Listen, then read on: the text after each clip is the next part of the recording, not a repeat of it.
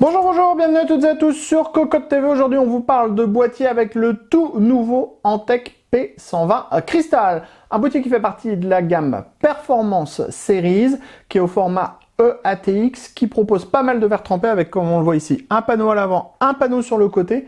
Une architecture quelque peu différente de ce qu'on a l'habitude de retrouver actuellement, puisqu'on a l'alimentation qui est dans le haut et l'installation des ventilateurs qui se fait sur le fond du boîtier. Ce boîtier sera proposé à un tarif de 105 € quand il arrivera dans le commerce et on vous propose de le découvrir tout de suite. Maintenant, n'oubliez pas, un petit commentaire. C'est tout de suite. On commence comme toujours par les tech specs. On est sur un poids d'un peu plus de 8 kg. Les dimensions sont de 476 mm de profondeur sur 234 mm de largeur et 485 mm de hauteur. Et on est compatible EATX, ATX, Micro ATX, ITX. D'un point de vue du style, c'est simple, c'est sobre, c'est efficace. Panneau en verre trempé à l'avant, sans aucun dispositif pour mettre des ventilateurs, pour avoir une vue complète à l'intérieur du boîtier. Panneau en verre trempé sur le côté gauche pour avoir une vue complète au-dessus des composants. On a des pourtours qui sont peints en noir sur la partie avant comme sur la partie arrière. Le top est lui intégralement en acier, super qualité de peinture comme toujours chez Antec. Et dans la partie basse, on a des petits pieds en plastique. L'ouverture de la porte est très simple, on appuie sur le bouton, ça s'ouvre. On note qu'on a des rubbers en caoutchouc sur tout le long de la porte pour éviter toute vibration. Et ça, c'est plutôt une très bonne chose. Pour démonter la porte, on tire. Et c'est fait, c'est là aussi hyper pratique. On va vous passer de l'autre côté très rapidement. Voilà, comme ceci. On a donc ici un panneau en acier, pas de verre trempé de ce côté-là. Et on le remarque, on a une grande grille qui est filtrée via un mèche plastique aimanté. Car derrière, on va trouver 3 emplacements en 120 mm ou 2 emplacements en 140 mm. On passe sur le dessus de ce P120 Crystal, on a donc le panneau en acier comme on le disait. Ici, les marquages Performance Series, le Power On, le Reset, les entrées-sorties audio 2 USB 3.0. On note qu'on a à chaque fois des petits capuchons pour protéger les entrées des différents ports. L'architecture arrière est quelque peu différente, vous l'avez peut-être noté déjà quand on regardait le boîtier depuis l'extérieur. On a une alimentation qui est dans le haut, et qui s'attache sur une platine qui est elle-même amovible. Donc pour monter l'alimentation, on démonte la platine, on glisse l'alimentation, on refixe la platine et on fixe l'alimentation à la platine. Ensuite, on a ici l'emplacement de la plaque IO-Shield. Ici, une grille en 120-140 mm avec réglage de la hauteur sur 3 cm. Et 7 slots d'extension classiques avec des caches ajourées. Ici, 3 slots d'extension à 90 degrés et donc pas d'alimentation dans le bas puisqu'elle est en haut. On termine sous le P120 Crystal avec les pieds en plastique qui sont assez imposants et qui ont des gros rubbers en caoutchouc, ça limitera vraiment les vibrations. Et on a également ce grand filtre amovible qui protège cette grille qui permettra de mettre 3 ventilateurs en 120 mm, 3 ventilateurs en 140 mm. C'est donné en compatibilité en 360 mm pour le water cooling, mais il y a vraiment beaucoup de place, donc probablement qu'un IO en 420, ça passera également. On découvre donc le châssis de ce P120 cristal et on commence avec ici le cache alimentation qui est dans la partie haute. Il est gris, il est assez joli. Ici on a un petit déport en plastique qui sera là pour dissimuler les câbles. Devant on trouve une cage HDD, elle est amovible, elle est composée de 2 paniers en acier, compatible 2,5 pouces ou 3,5 pouces. Juste en dessous, on va retrouver cette grille qui permettra d'installer un radiateur de water cooling en 360 mm ou 280 mm, 3 ventilateurs en 120 mm ou 2 ventilateurs en 140 mm. Dans la partie avant, vous le voyez, on a uniquement le panneau en verre trempé, pas de possibilité d'installer des ventilateurs ou quoi que ce soit d'autre, on aura juste une vision presque 360 sur l'intérieur du PC. Dans la partie basse, hop, on va se mettre comme ceci pour vous montrer la partie basse. La partie basse est intéressante parce qu'elle est intégralement filtrée par en dessous. C'est elle qui va permettre les entrées d'air et via les ventilateurs qu'on va installer en interne. Et ici, on a une grille qui est compatible 3 x 120 mm, 3 x 140 mm, radiateur de water cooling en 360 mm. Vous voyez, sans problème. 420 mm, normalement aussi ça passe puisqu'on est sur du 3 x 140 mm. Par contre, vous le voyez ici, donc on va retourner le boîtier. On a une possibilité de mettre des cartes graphiques à 90 degrés avec 3 dispositifs. Par contre, vous le voyez, si vous mettez la carte graphique avec le riser, ça va condamner en fait cet espace-là pour le water cooling. On pourra juste adjoindre un ventilateur à l'avant si on le désire. Ici, on a une grille en 120-140 mm. Ici, 7 slots d'extension classique, l'emplacement de la plaque qui est au shield de la carte mère et donc l'emplacement de l'alimentation dans le haut. Justement, le haut, on en reparle.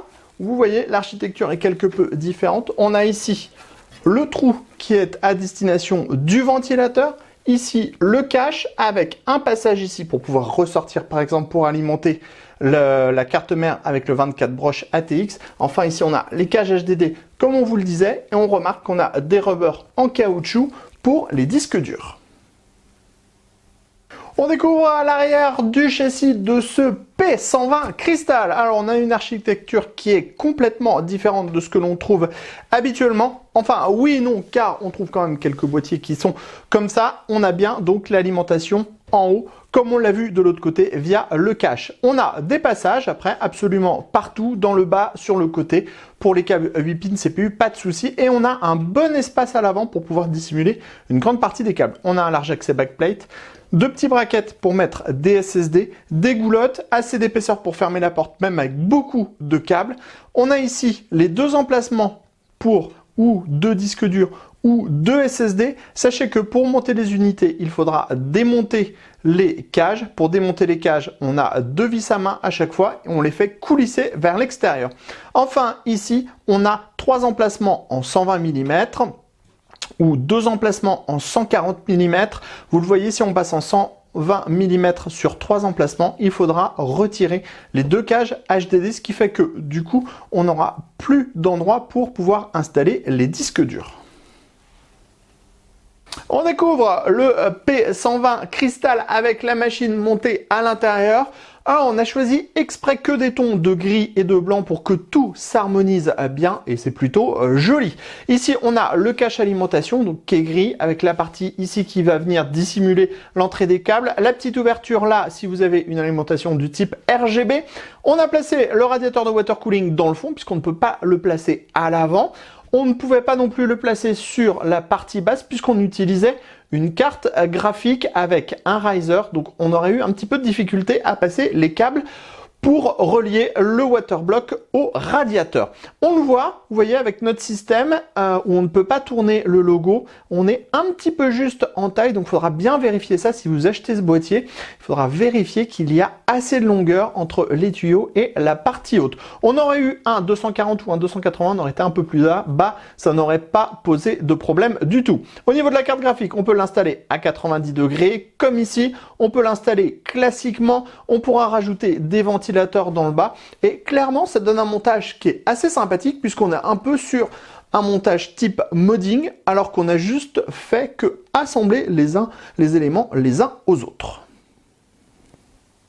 On passe à l'arrière de la machine avec toute notre configuration montée à l'intérieur. Donc comme on vous le disait, le radiateur de water cooling se trouve ici, va expulser son air via la porte arrière et via le mesh plastique. Ici, on a des passages, on pourra faire des regroupements, la porte fermera sans peine, ou alors vous pourrez absolument tout entasser à cet endroit-là, puisqu'on a plutôt pas mal de place. Emplacement de l'alimentation ici, large accès backplate, des passages, des grandes goulottes sur le côté pour pouvoir tasser les câbles et les dissimuler. Et vous voyez sur les deux braquettes SSD, on a monté notre boîtier RGB avec un petit collier. C'est une astuce très pratique pour pouvoir fixer les boîtiers RGB sans forcément utiliser du double face, puisque après quand on veut démonter avec le double face, on est obligé de remettre du double face, de décoller la colle et tout, c'est un petit peu pénible.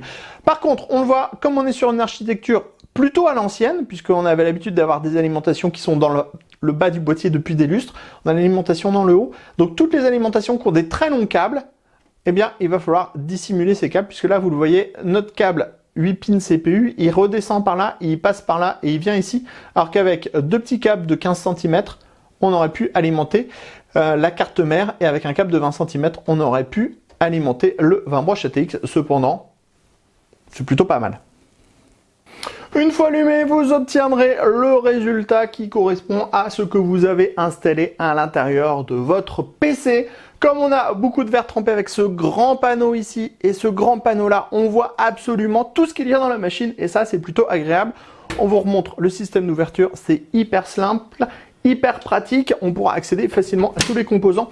Et on le remarque, le verre trempé n'est pas teinté, ce qui fait qu'on profite vraiment à plein de ces composants et du RGB que vous allez installer à l'intérieur.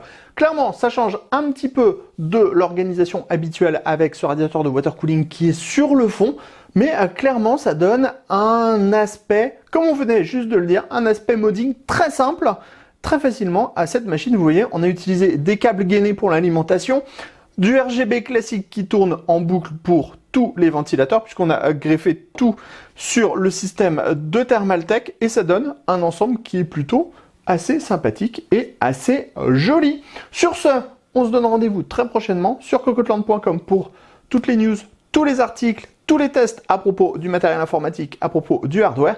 Et on se donne rendez-vous bien sûr sur Cocotte TV pour toutes nos prochaines vidéos. On vous dit à très bientôt.